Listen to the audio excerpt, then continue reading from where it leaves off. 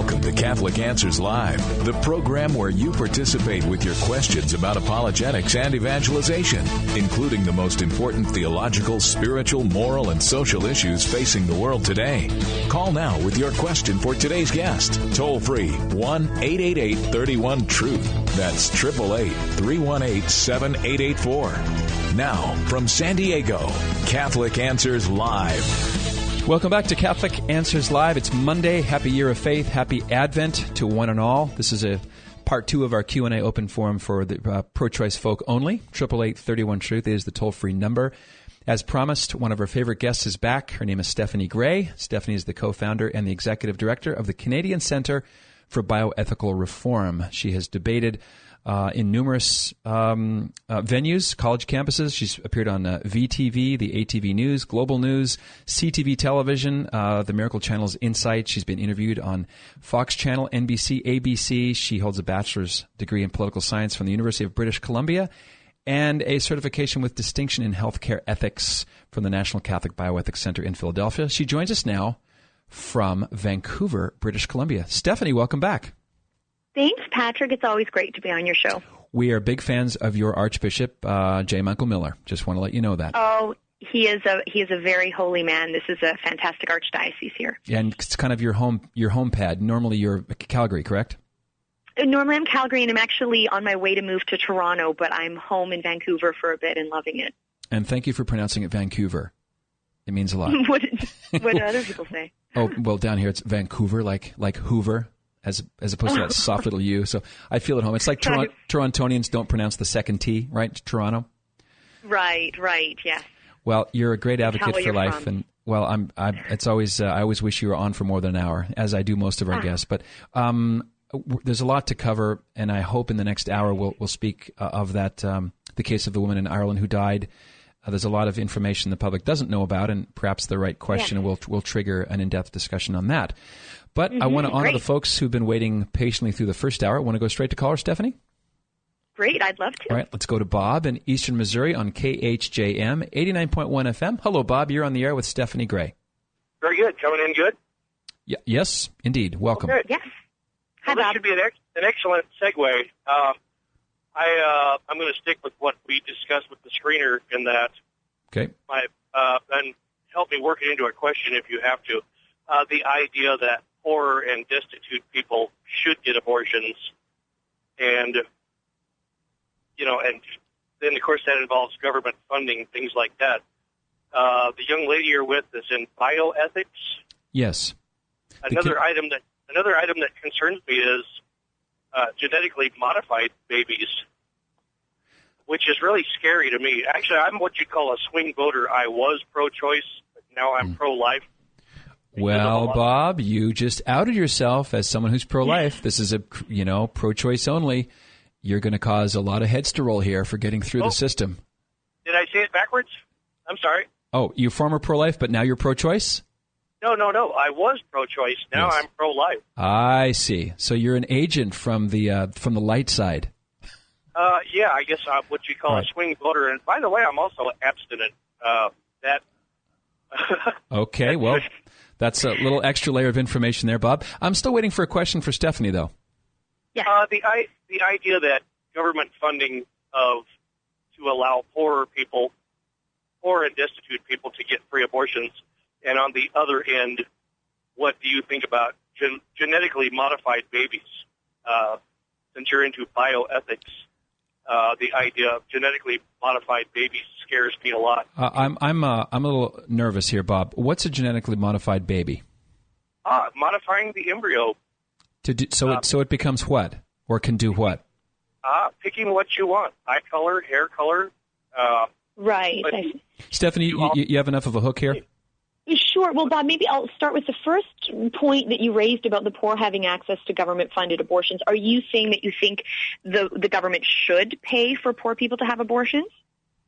No, because I think that makes us very like the Chinese in their mandatory program. Okay, but just Bob, I want to get, since I'm technically supposed to move on because you're actually not pro-choice. Genetically modified babies. I don't know how well designed babies can be, Stephanie, at this point in time. I mean, tragically, you can select, you can be making manipulations to human beings, and I would obviously agree then with Bob the caller that this is something to be concerned about, because fundamentally at the heart of the pro-life message is that human beings are subjects, not objects. We are not the kind of thing to be used and abused and thrown out when we get in the way and manipulated to be what someone else wants us to be. So to truly respect the dignity of the person is to embrace and welcome them as they come to be, not make them as we want them to be. And so that would be the problem with any kind of genetic modifications that could be made is we are distorting who they should be because, oh, well, I want my child to have blonde hair or blue eyes and all of that. So, you know, there's a problem with that and a problem also with, you know, as you've raised about giving the poor access to abortion, because it's not about having a right to something that is wrong. We don't have a right to something which is wrong. And so because abortion fundamentally deprives humans of their right to life, we don't facilitate that whether someone is poor or rich. Bob, the caller, as Stephanie called you in eastern Missouri, glad to have you call, but we do want to limit the balance of the show to pro-choice folk only. We don't want to hear from pro-lifers, but we're glad you're out there, Bob. Glad you switched sides. It's 8 after the hour. We'll go, you know, the next question, I think we'll make sure we have a good second segment with Stephanie Gray, and I'll punt a little bit, take a slightly early break and get back. And Quentin in St. Louis, you're up next on Catholic Answers Live, followed by Billy in Dallas, Tony in California, Chase in Bakersfield, California. Lots more to come with the co-founder and executive director of the Canadian Centre for Bioethical Reform. Do check out their fine website, unmaskingchoice.ca, especially if you like to talk about the abortion issue, but you've never actually been exposed to what an abortion is and what it does to the baby. Not for the faint of heart, but an excellent resource for visual and scientific proof of the status, anthropological and human, of the preborn human being. Unmaskingchoice.ca is the website.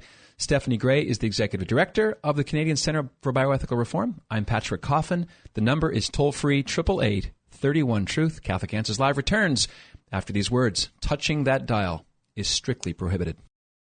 Welcome back to the show. Q&A open forum for pro-choice folk only. If you believe that abortion is a woman's right to choose, and that's about it.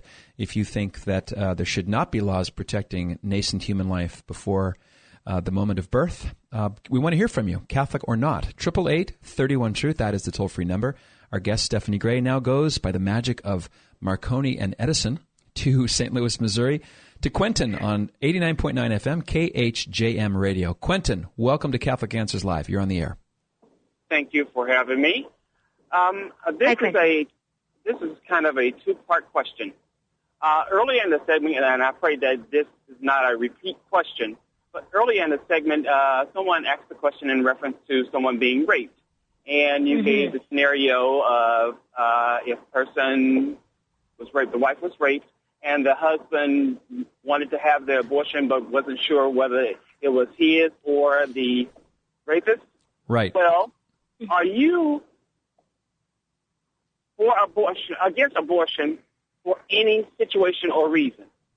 And should a person have the choice or right to abort because of a certain situation? And right. referencing, yes. I'm not sure if Stephanie was able to hear the first part of the show where that question was raised, but I think you can, straight up, I think you get the question. I do, yes. And in terms of asking, you know, am I against all abortion in all circumstances, we have to ask the question, what is abortion? So, Quentin, let me ask you, how would you define abortion? Okay, well, early in the segment, we were talking about, you made the statement that it's a life at conception. No, so, Quentin, she's asking a different question, Quentin. So what is an abortion? What is an abortion? Yeah. To get rid of, terminate. Through what means? I'm not sure which, Well, do you know what abortion is? Have you ever seen one? What does it do? Yeah. It's terminating a life. I'm assuming that's what you're saying. Terminating the birth of a child or... Well, Quentin, I could smother you or decapitate you or arrange a concrete truck accident, or you could die of a disease. But this is sort of a factual question. I really don't mean to put you on the spot, because most people use the word abortion and they don't really know what it is. They've never seen one. They don't know the various kinds of abortion procedures and what they do to the baby. So that's really the heart of Stephanie's question. Do you know what an abortion is? Okay. So, well, explain to me what is an abortion, so that I'll have a clear understanding. Very good. Now we have good. We've got forward motion now, Stephanie. Okay, so if you look at how the medical literature defines abortion procedures, a majority of abortions are done in the first trimester of pregnancy, where primarily a suction abortion is done, which is where a powerful suction tube is inserted into the uterus and turned on, and the power of it literally sucks the baby's body parts out piece by piece. There's also a D and E abortion, where the parts are pulled out piece by piece with medical instruments. So when you ask me, would I ever accept situations where abortion would be permissible, what you're really asking me is, would I ever accept a situation to say it is permissible to pull a baby's body parts off piece by piece? And so because I respect human life, I'd have to say no, it is never appropriate to dismember, decapitate, and disembowel the body of the youngest of the human family. What would you say? Okay, I understand where you're coming from, but what would you, Quentin? Yes. Stephanie asked you a fairly plain, straight-up question. What would your answer be? No, I wouldn't want to, but the thing is that this has been turned around on me.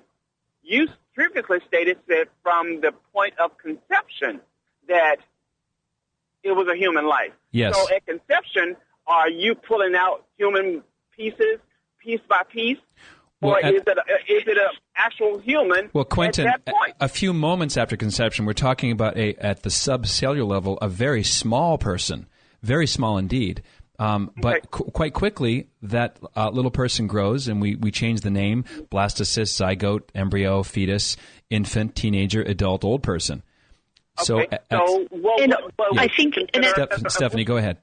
Another point, Quentin, would be that when we're talking about surgical abortions, even the first trimester, we're talking about what I described. Can a chemical abortion happen even earlier? For example, some methods of the birth control pill, which can prevent implantation. Can that happen early in pregnancy? Yes, but even that is destructive of the life because it essentially starves the child. By preventing the child from implanting in the uterus, it prevents the child from getting the nourishment she needs to sustain her life. So you're then asking me, is it ever okay to starve a child, to deprive them of the things that they need to live? Do you think it's ever okay to do that? A child that's out of the womb, no. A child that has... Why not? Okay, why not? Wait, hold on. But you're trying to... you made the statement in reference to a child at conception. So if my mother was raped and she went to the doctor and they gave her a pill to kill whatever it was, whether it was at conception or not, she's not sure whether she's pregnant or not. And just so happens that she was. So if you gave me a pill and you say that you're against that type of abortion, then I don't think a person is wrong for aborting. Quentin, maybe consider this. Is it justifiable to deprive a very tiny person of the nourishment they need to live because their father committed a crime? No. Let me ask you this question. Well, let's Quentin. No, Stephanie. Okay, you know what? You start. Quentin, hold on a sec. Stephanie, you're creating an argument. Stephanie's creating an argument, Quentin, and it's leading to a conclusion. So we're inviting you to go there to the conclusion. Stephanie, go ahead. So if you agree with me that we can't, it's not ethical to deprive a tiny person of the nourishment they need to live because of a crime their father committed, then even this understandably horrific scenario you describe of a woman being raped, if a drug administered to her would deprive a tiny human of their ability to continue to grow and develop, then that would be giving that tiny human the death sentence because of a crime that human's father committed.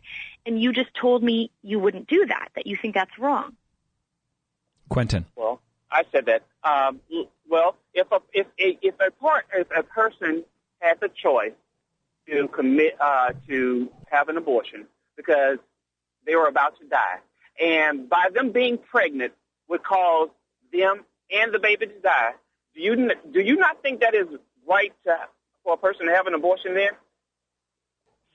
Well, in that situation, we can't kill one human to save another, right? Like if I said to you, for example, if someone needed a heart transplant, would it be ethical of me to go kidnap someone and have surgeons steal their heart in order to give it to someone who needed a heart transplant? And that but person we're not now talking lives? about it. We're not talking about that. We're talking about being pregnant. But if you'll bear with me, Quentin, that's why it's called Quentin. It's called an analogy. There are some dissimilar things and some similar things. So there's a reason for this, and I realize it's not clear yet, but if you'll bear with me, I have a purpose for this analogy. Would you agree with me that it wouldn't be ethical to steal a person's heart to save a person who needs a heart?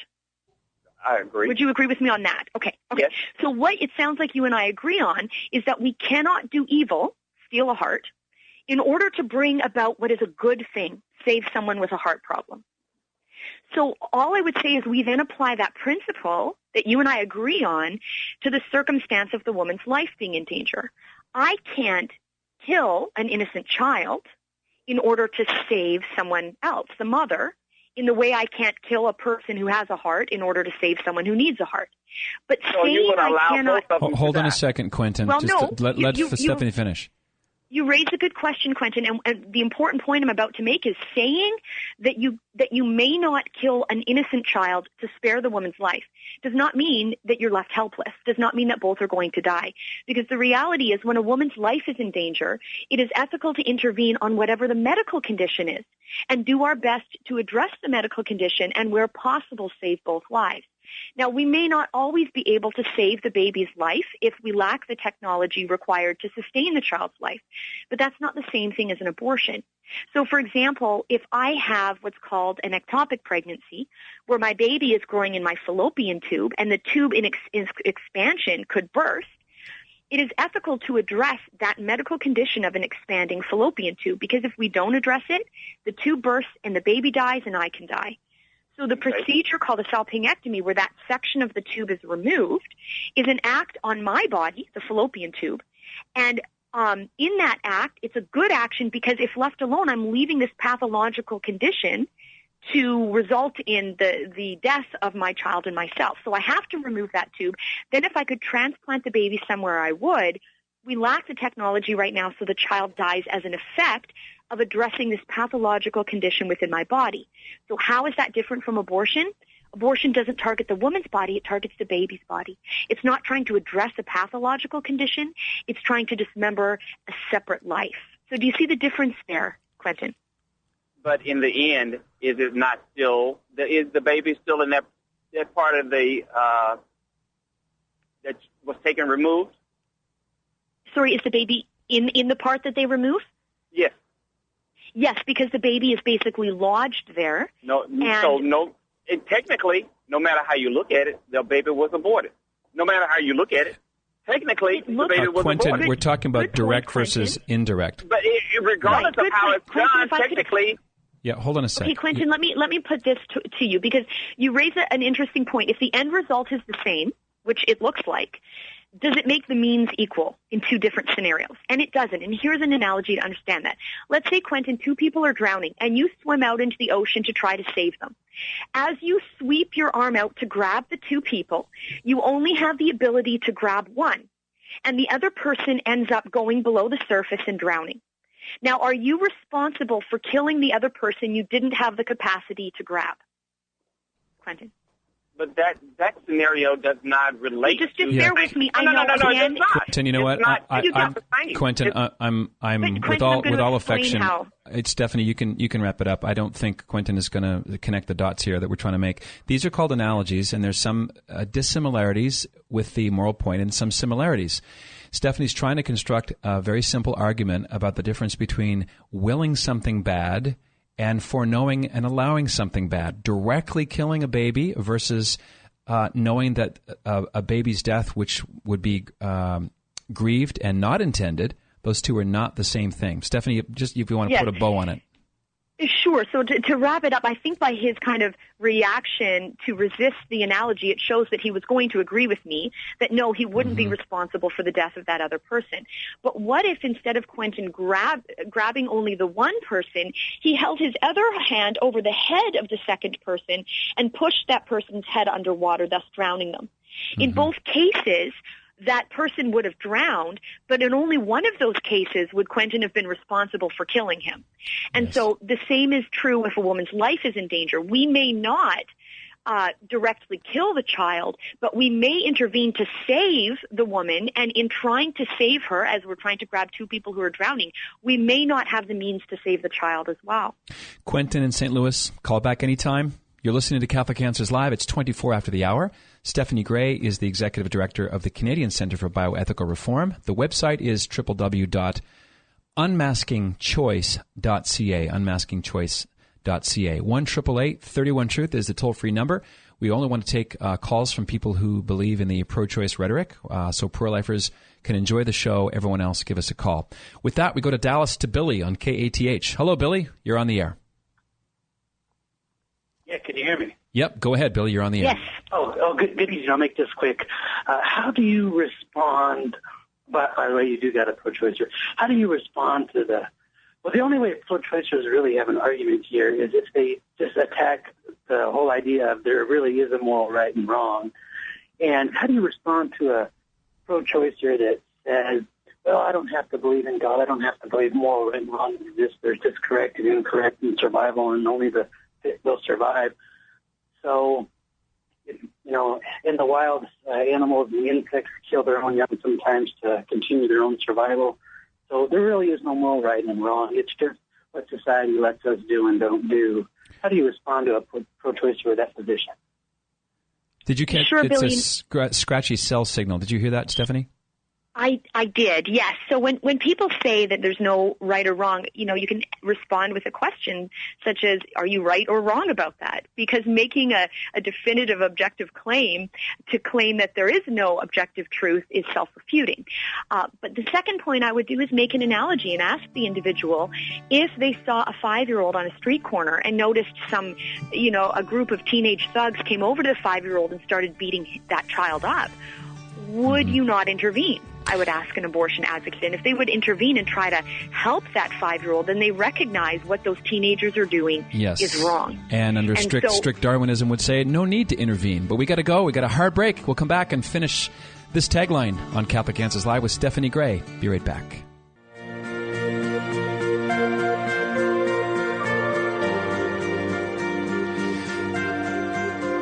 God loves us, and there's nothing we can do about it. This is Catholic Answers Live. I'm Patrick Coffin, your host. Our guest is Stephanie Gray. She's the co-founder and executive director of the Canadian Centre for Bioethical Reform. That website is unmaskingchoice.ca. This is a special edition of the show in which we do not want to hear from pro-life callers. The pro-lifers can certainly get a lot out of the show, as I am here as the host. We want to hear from people who are pro-abortion / pro-choice. And with that, I want to bring up one thing before we go to Chase in Bakersfield, and that is a story that's been dominating the news in the last few weeks, Stephanie, as I know you know, is the case in Ireland of Savita Halapanavar, beautiful young woman who died in a hospital. And it seems like a misinformation campaign has been put out there to cover the story. Now, you've done some last-minute research on this. What's the latest? Yes, definitely. Well, actually, news has just come out today saying that it's possible now that she didn't even request a termination, which is what people were claiming had gone on, and she had been denied one. But as we covered just before the break there, when a woman's life is in danger, there's ways of addressing the medical condition without directly killing the child. But moreover, what people are overlooking in this situation with Savita Halapanavar is that she died not only of septicemia, which is blood poisoning, but also of E. coli ESBL, which is a very serious bacteria that can lead to septicemia.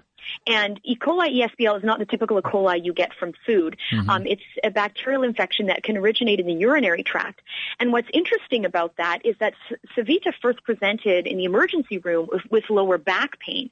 And if someone has a kidney infection, one of the symptoms of that is lower back pain.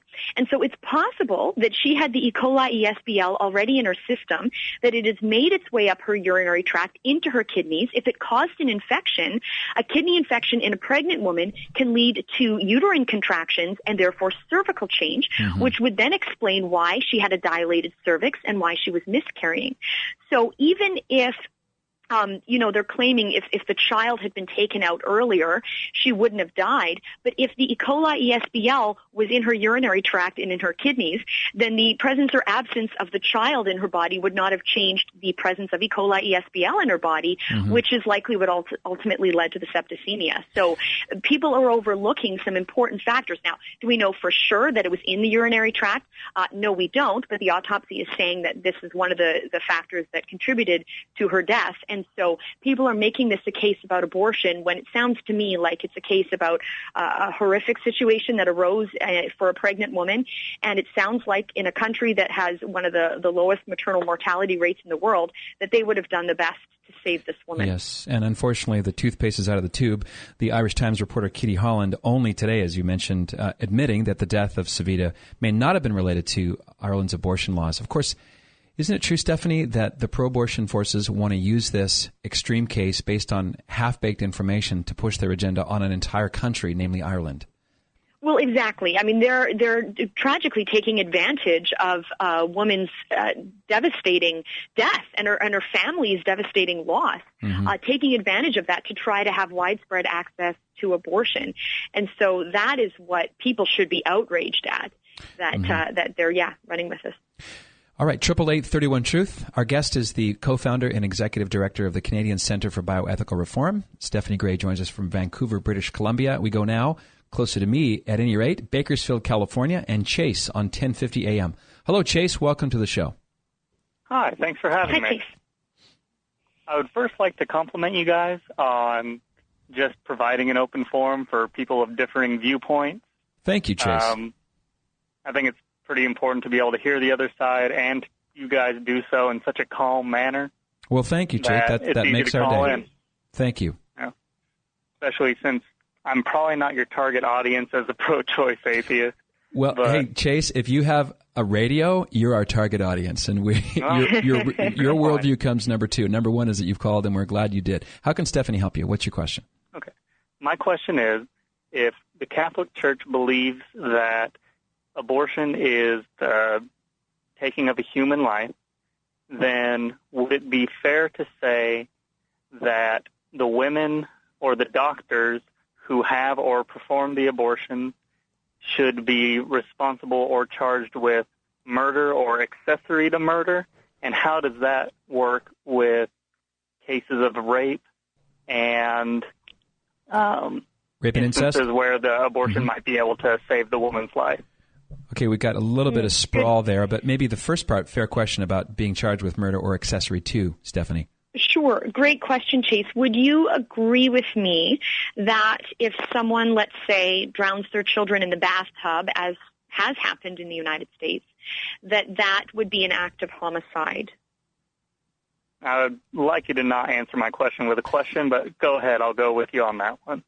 Okay, then it would. And that there should be legal consequences for anyone who participates in that act of homicide, but understandably, when it goes before a judge or jury, they would look at things like the psychological state of the parent or whomever committed that act of homicide. Would you agree with that? Okay.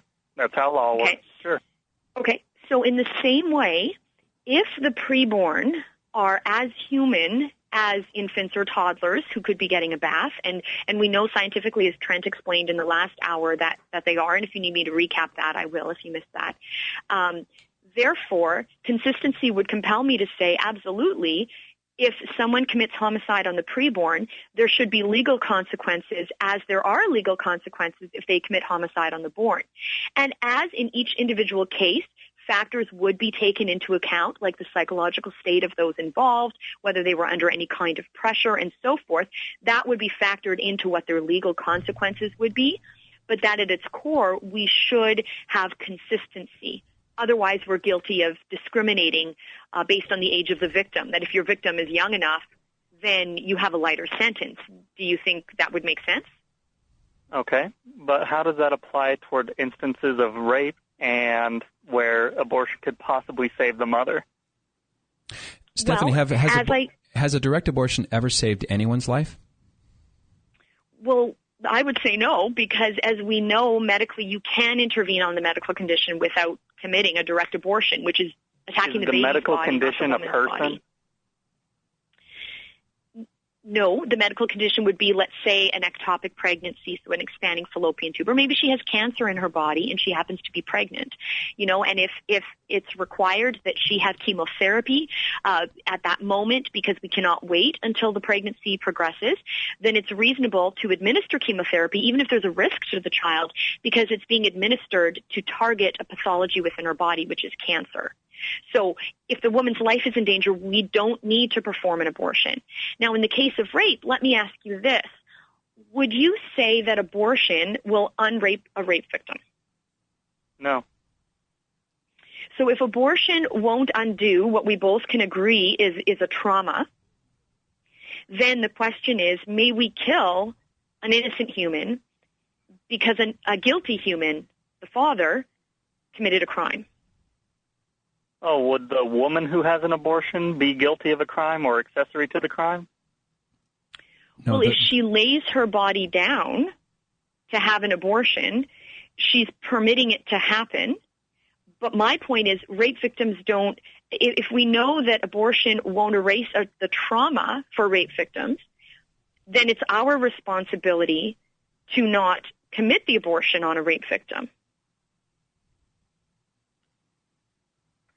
So would you say that it's okay to kill someone because their father committed a crime?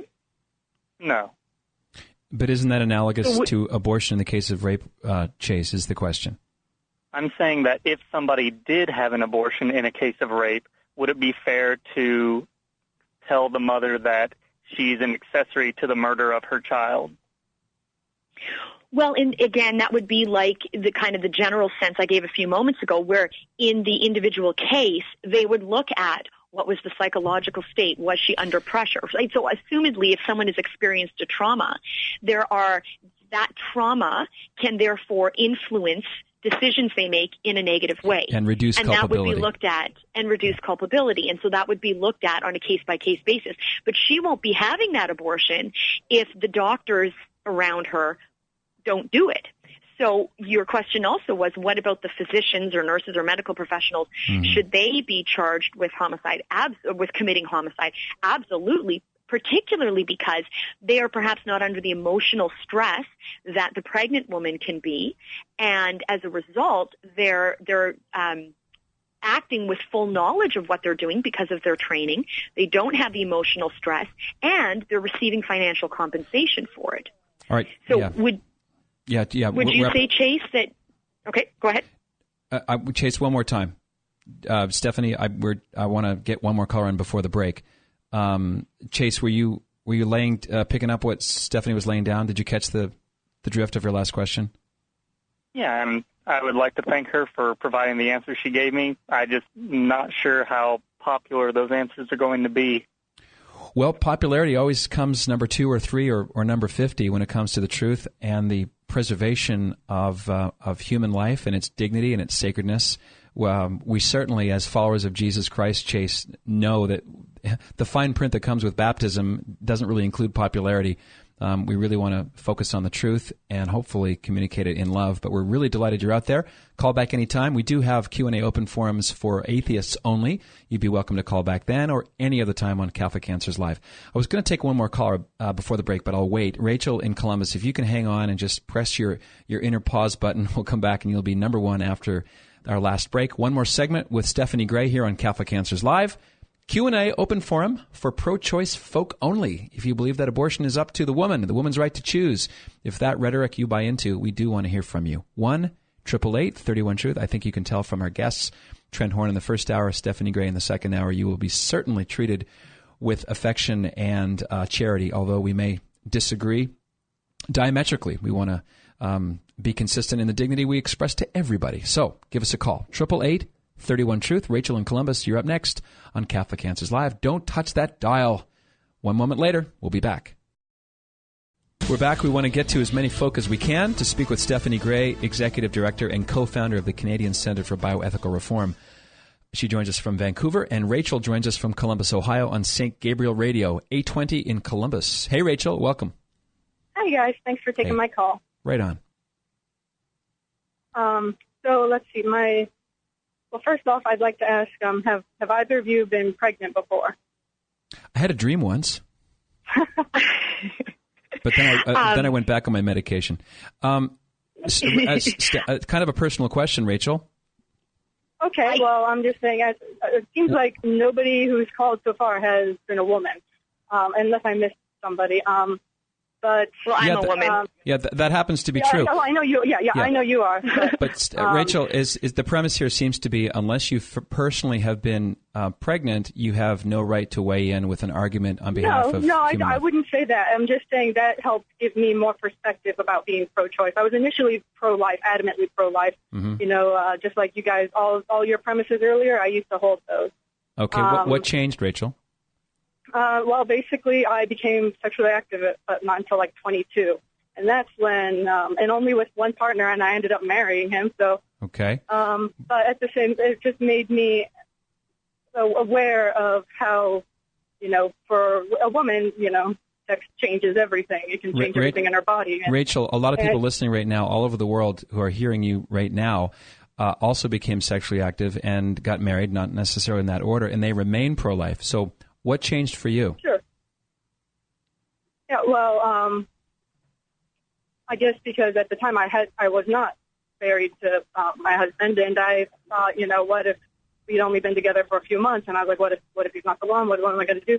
So, anyways, but I don't want to dwell too much on that. But, just knowing that was an option. Even though I would never choose it, I don't think I would ever choose it. But one of my comments is basically that. You guys seem to be making an argument of false equivalence constantly. It's okay. Basically saying, Rachel, I want to get an answer for you. Let's hear it. What's the false equivalent? Okay, yeah, the false equivalence being that a preborn human being is equivalent, has equivalent abilities to that's not born. I know you guys are saying it's a continuum and everything, and I understand what you're saying, but at the same time, Rachel, go ahead, Stephanie. Hold on. Rachel, we never said that because it's a continuum, that means that preborn babies have the same capacities. They certainly don't. They eat differently and they breathe differently. We're talking about the moral status as having the inherent right to life. That we are saying. Stephanie. Right. So if you would, for example, consider Rachel a infant in contrast to yourself, would you say that while you have different levels of functioning and current capacities, that both the infant and you have the right to life? Would you say that's correct? I would say that's correct, yeah. Okay. So then would you not also say that although the embryo or fetus has different current capacities and functional abilities in contrast to the infant or you, that by virtue of it having human parents and it being human offspring, it has the same right to life as the infant or you? No, not necessarily. Okay, why not? Because it is completely dependent on the mother's biological functions. There's a difference between an infant being, dependent on, parents to have to care for it, but the parents could at that point be anybody. But if the mother, chooses for one reason or another that she wants to have an abortion, she's still the only person that carries that child. And having been pregnant and having had some complications, I can say that it's very distressing, and you can't always just tell somebody to give it up for adoption. It certainly can be very difficult for some people, and I don't want to minimize the crisis that a challenging pregnancy can be for some people. But let's kind of imagine a scenario where you have a couple that have a child at home, and no one knows that they were pregnant, and after delivering the child at home, they leave the child on the couch, and they walk out of the house, and they don't return for 2 weeks. Do you think that they should be charged with homicide? Yes, I do. Well, manslaughter, I guess it is. So, Rachel, okay, do you see? So go ahead, Stephanie. What it seems that you recognize there is that child, no one else in the world knew to care for it, so therefore they didn't care for it. The only people that knew to care for it were the parents. They neglected in doing that, and you would consider what they did to be wrong. So why wouldn't you also consider what they could have done to that child just a little bit earlier if it was in utero to be wrong? Well, because that child has the potential of being put up for adoption, given foster parents or anything. An embryo or an early fetus does not have that potential. Rachel, they surely do. And why doesn't it? Yeah. Why doesn't it have the ability to be given up for adoption right away? An embryo. Because it's biologically tied to the mother. The mother provides all it. And why is it biologically tied to the mother? Because it's from her egg that implanted into her uterine wall, and I'm not sure exactly where you're getting with this. I guess what I'm trying to get at is the reason that particular child needs to actually be in the mother's body and totally dependent on the mother's body is because in our species, when we're that age, that's our degree of dependency. That's our required location for growth and development. In the same way that newborn infant I asked you to imagine, because of its age and vulnerability, needs someone to care for it in a way you wouldn't if 2 adults walked out of your home, leaving you in a house by yourself. You could care for yourself, unlike the infant. So if you deprive the preborn of their right to life because of their dependency on their mother, since their dependency is inherently associated to their age, you're discriminating based on age. Rachel. Do you want to discriminate based on age? No, because it's not. I do understand what you're saying. I get where you're getting at, but I think that is still a very huge. You're making it seem like it's a minor difference. It's a major difference. An infant at least can still breathe and eat. In a sense, on its own once it's being fed, it can breathe on its own. But it requires other adults' bodies. Yeah, within hours, the child will die within hours, Rachel, without food. Sure. Yeah. No, I understand. I had a baby. Mm-hmm. But what I'm saying is that at that point, anybody can take care of that baby. If the mother is not mentally well enough or is not physically capable of taking care of that baby and at some other point or another, then that baby can be handed off to somebody else when it's in her body and parasitizing it. It sounds to me, Rachel, that you're saying because the embryo, if I'm hearing you right, because the embryo is so totally dependent on her, that permits her to have an abortion. Is that a correct summary? Yeah. Yes. Yes? Okay. So now let's consider for a moment, if you have a 2-year-old who demands from you food. Okay, perfect. You have your 2-year-old, demands breakfast, lunch, dinner, day after day after day, and you don't feed your child. Will you be charged with neglect? Services come. Then, yes. Right. Okay. Children's services come. Take her out of my care. Well, actually, the coroner will come first, Rachel, if the child doesn't survive your abuse, right? Well, yeah, that's also depending on whether or not people would also see patterns of abuse and everything. Well, sometimes not, but that's separate. Hidden. Stephanie, go. By the way, I want to get to one more call, but maybe you can put a bow on this one, Stephanie. We can move on. So to kind of move it forward, if that 2-year-old is now a 22-year-old college student returning home for the weekend and demands breakfast, lunch, and dinner from you day after day, and you say no to your child, you're not going to be charged with neglect. What's the difference between your child as a 2-year-old and your child as a college student? Dependency.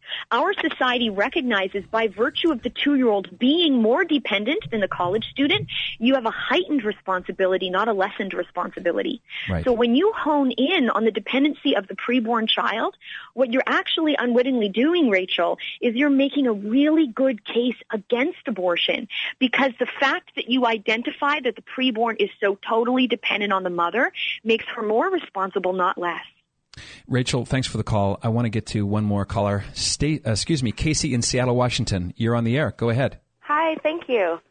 I just wanted to say really quick that it's really great to listen to this discussion because it's been very respectful, even though there's different views. So that's very cool. Thank you, Casey. Appreciate it. No problem.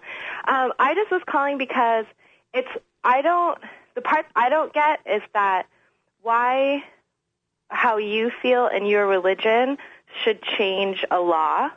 Okay, so why should one's beliefs dictate law for everyone else, Casey? That's the question? Mm-hmm. Great. Stephanie. Okay, good question. I would say, Casey, that my religion tells me that rape is wrong. And I believe that rape should be against the law. Do you agree with me? Yes. Okay, so here's an example of how a religion can claim a view, as well as non-religious people can hold that view. And what we recognize is that independent of a religion weighing in on it, we recognize the act of rape violates another human's basic rights. And as a result, we need a law.